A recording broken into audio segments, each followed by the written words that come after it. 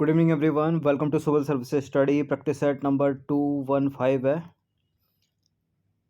और प्रैक्टिस करेंगे इसमें हम इंडियन पॉलिटी के प्रश्नों पर।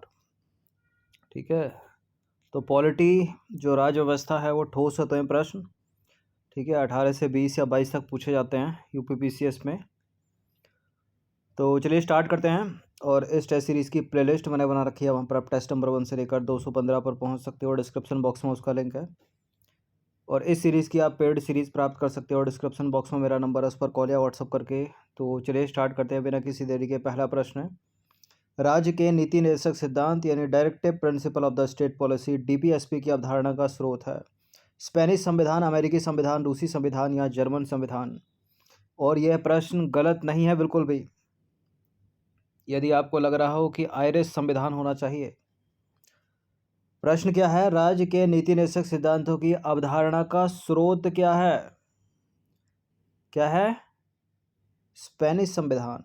ठीक है, ऑप्शन नंबर ए है इसका आंसर। ठीक है, पहले स्पेन, उसके बाद आयरिश और फिर आयरिश से भारत। तो इसकी पृष्ठभूमि की यदि हम बात करें तो राज्य के नीति निर्देशक सिद्धांतों की अवधारणा का जो स्रोत है वो स्पेनिश संविधान है, जहाँ से यह आयरिश संविधान में आया। ठीक है, और राज्य के नीति निर्देशक सिद्धांत की अवधारणा आयरिश संविधान के अनुच्छेद 45 से आई है। ठीक है, भारत के संविधान में। अब देखिए, भारत के संविधान के भाग 4 में राज्य के नीति निर्देशक सिद्धांतों का वर्णन है अनुच्छेद 36 से लेकर 51 तक, ये भी याद रखना है आपको। और भारतीय संविधान का अनुच्छेद 37 निदेशक सिद्धांतों के कार्यों के बारे में जो है वो अवगत कराता है। और राज्य के नीति निर्देशक सिद्धांतों का उद्देश्य क्या है? लोगों के लिए सामाजिक आर्थिक न्याय जो है वो सुनिश्चित करना और भारत को एक कल्याणकारी राज्य के रूप में स्थापित करना। क्लियर? क्वेश्चन नंबर 2 पर आ जाइए। 2 स्टेटमेंट है यहाँ पर, बताना कि इनमें से कौन सा करेक्ट होगा। देखिए, राज्य के नीति निर्देशक सिद्धांत में वे सभी आदर्श शामिल हैं जिनका पालन राज्य को देश के लिए नीतियाँ और कानून बनाते समय ध्यान में रखना चाहिए। ठीक है, 3 स्टेटमेंट है, सॉरी 2 नहीं। निर्देशक सिद्धांत सकारात्मक निर्देश है और ये कानून द्वारा प्रवर्तनीय नहीं है। बिल्कुल ये कानून द्वारा प्रवर्तनीय नहीं है। अगर यहाँ होता है तो गलत हो जाता है स्टेटमेंट। फिलहाल ये सही है, तीनों के तीनों स्टेटमेंट। डी है इसका आंसर। और मौलिक अधिकार जो हैं वो प्रवर्तनीय है या नहीं है? कानून के द्वारा वो हैं प्रवर्तनीय। तो सारे सही हैं। तो क्वेश्चन नंबर 3 पर आ जाइए। निर्देशक सिद्धांतों को उनके वैचारिक स्रोत और उद्देश्यों के आधार पर वर्गीकृत किया जाता है। आपको बताना है कि यह निर्देश निम्नलिखित में से किस रूप में वर्गीकृत नहीं है। देखिए, 36 से 51 तक नीति निर्देशक सिद्धांत हैं और इनको जो है 3 भागों में बांट दिया है। एक है समाजवादी सिद्धांत, दूसरा गांधीवादी सिद्धांत और तीसरा है उदार और बौद्धिक सिद्धांत। तो गांधीवादी सिद्धांत हो गए, समाजवादी सिद्धांत हो गए, उदार और बौद्धिक सिद्धांत हो गए। नहीं है तो क्या? प्राकृतिक सिद्धांत। तो डी ही इसका आंसर हो जाएगा अपना। नहीं है पूछा है ना, तो प्राकृतिक सिद्धांत नहीं है। देखिए, राज्य के नीति निर्देशक सिद्धांतों का वर्गीकरण देखें तो निर्देशक सिद्धांतों को उनके वैचारिक स्रोत और उद्देश्यों के आधार पर वर्गीकृत किया जाता है। ये निर्देश निम्नलिखित रूप में वर्गीकृत हैं: गांधीवादी सिद्धांत, सामाजिक सिद्धांत और उदार एवं बौद्धिक सिद्धांत। और इस तरह से अलग अलग करके ही पूछा जा सकता है, क्योंकि 36 से लेकर अनुच्छेद 51 तक, अनुच्छेद 36 से लेकर 51 तक जो है, कुछ आर्टिकल यहाँ बटे होंगे, कुछ आर्टिकल यहाँ, कुछ आर्टिकल यहाँ। तो ये आर्टिकल लिख दिया या लाइन लिख दी, वो क्या है? तो पूछ लेते हैं कि उदार बौद्धिक है, गांधीवादी है, सामाजिक है। ठीक है, तो इनको पहचानना आपको है। एक एक बार रीडिंग मार लेना सबकी। और गांधीवादी में तो गांधी जी बात करते थे किसकी? कुटीर उद्योगों की बात करते थे। ठीक है, शराब निषेध की बात करते थे, समाज के कमज़ोर वर्गों की बात करते थे, एससी एसटी के भले की बात करते थे। ठीक है, हरिजन नामक पत्र भी निकाला था इन्होंने। तो इस तरह से जो है आप रिलेट कर लोगे, शब्दों को पकड़ के अलग कर लोगे। तो क्वेश्चन नंबर 4 पर आ जाइए। सभी कामगारों के लिए निर्वाह योग्य मजदूरी और एक उचित जीवन स्तर सुनिश्चित करने का प्रयास निहित है किसमें? किसमें है ये? कौन सा आर्टिकल है, कौन सा अनुच्छेद है ये? राज्य के नीति निर्देशक सिद्धांतों में है ये। ठीक है, तो ये भारतीय संविधान का अनुच्छेद 43 है। तो 36 से लेकर 51 तक बोल रहे थे हम, तो 43 इसी के बीच में आएगा कहीं। तो अनुच्छेद 36 अनुच्छेद 43 में निहित है कि राज्य सभी कामगारों के लिए निर्वाह योग्य मजदूरी और एक उचित जीवन स्तर सुनिश्चित करने का प्रयास करेगा।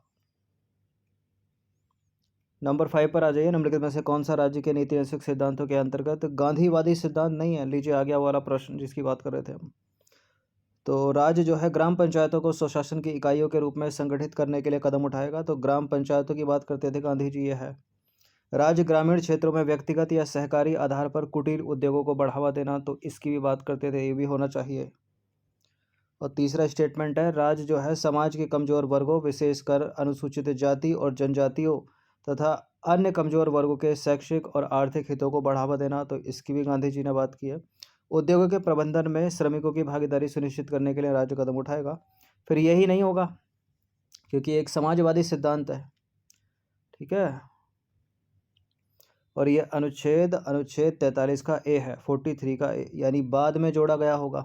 इसमें क्लॉज लग गया ना ABC, तो ये बाद में जोड़े गए होंगे, यानी इसके लिए कोई अमेंडमेंट हुआ होगा, ठीक है, या तो 42 या 44। तो उद्योगों के प्रबंधन में श्रमिकों की भागीदारी सुनिश्चित करने के लिए राज्य कदम उठाएगा। यह राज्य के नीति नैतिक सिद्धांतों के अंतर्गत एक समाजवादी सिद्धांत है। नंबर 6 पर आ जाइए। निम्नलिखित में से किस संविधान संशोधन के तहत संविधान के भाग 4 में कुछ बदलाव किए गए? भाग 4 में क्या है? नीति नैतिक सिद्धांत।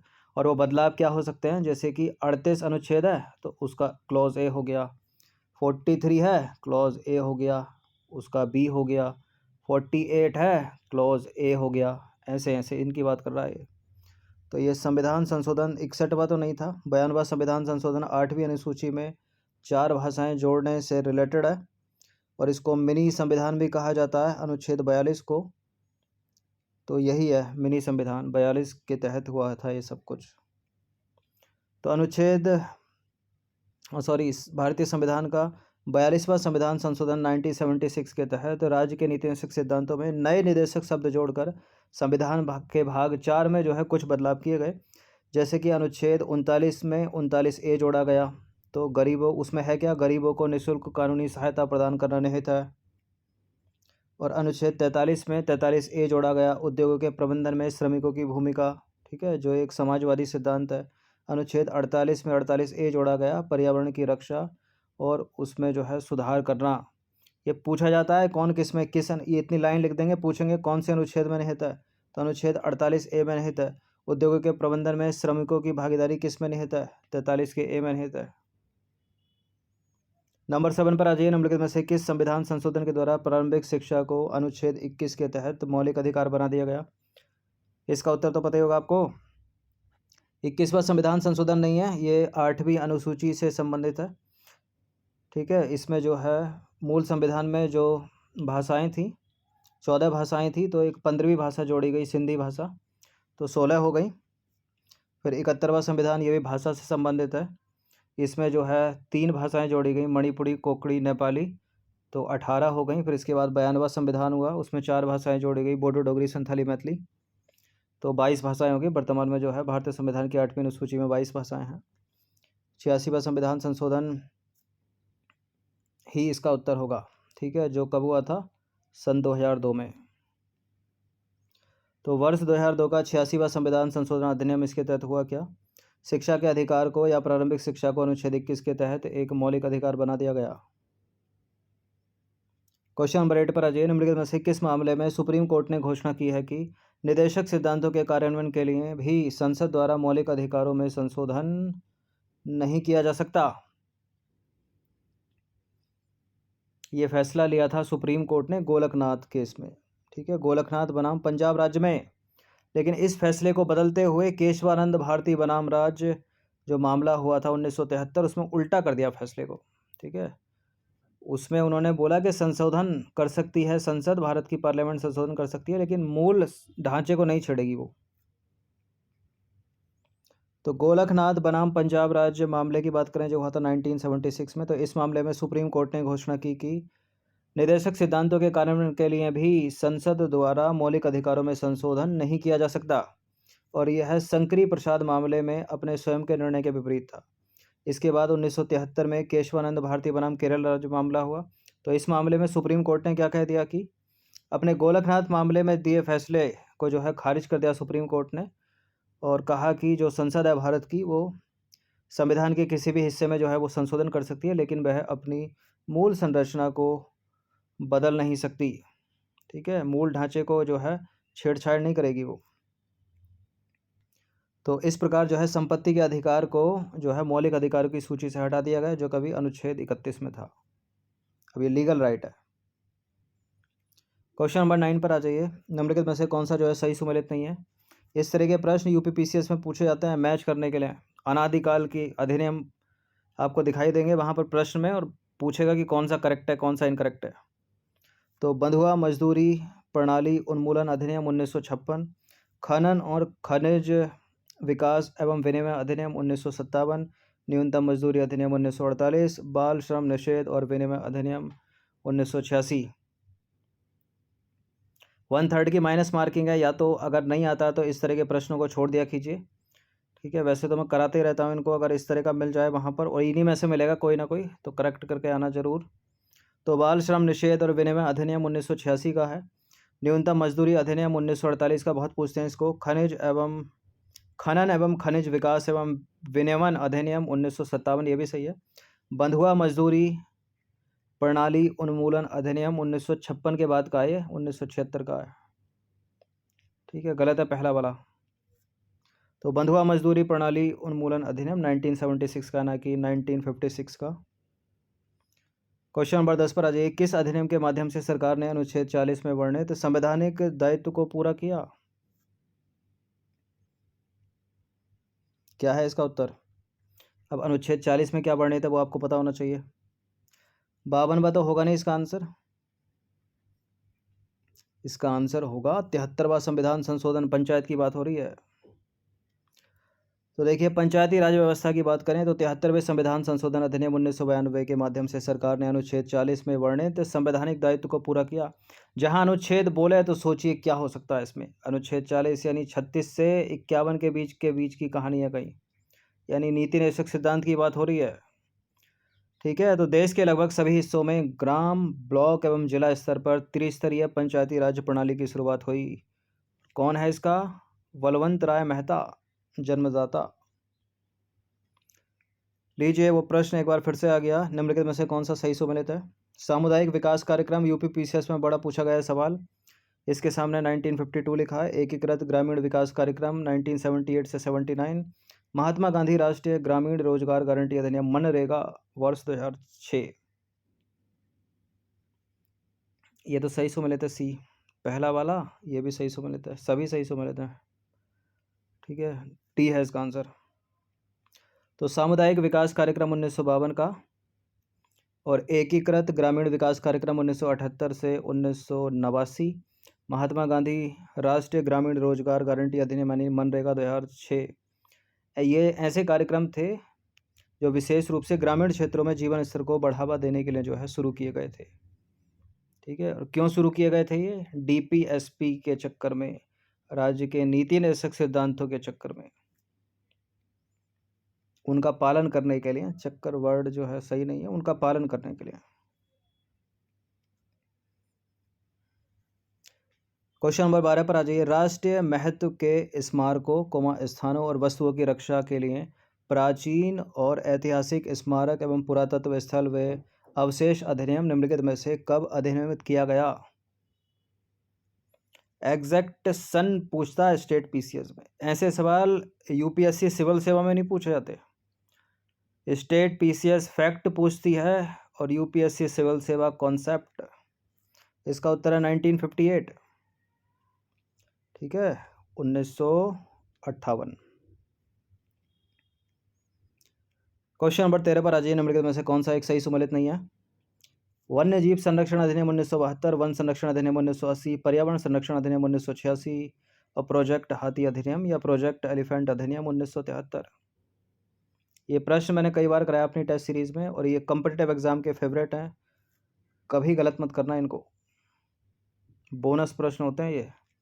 प्रोजेक्ट एलिफेंट 1992 का है, ये प्रोजेक्ट टाइगर है 1973 का। नंबर 14 पर आ जाइए। निम्नलिखित में से कौन सा सही सुमेलित है? अनुबंध श्रम विनिमय और उन्मूलन अधिनियम 1970, महिला श्रमिकों के हितों की रक्षा करने के लिए मातृत्व लाभ अधिनियम 1961 और समान पारिश्रमिक अधिनियम 1976। सारे सही हैं। इन्हीं में से कोई ना कोई पूछ लेगा एक एग्जाम में। चलिए 15 प्रश्न है। निम्नलिखित में से कौन सा असत्य है बताना है।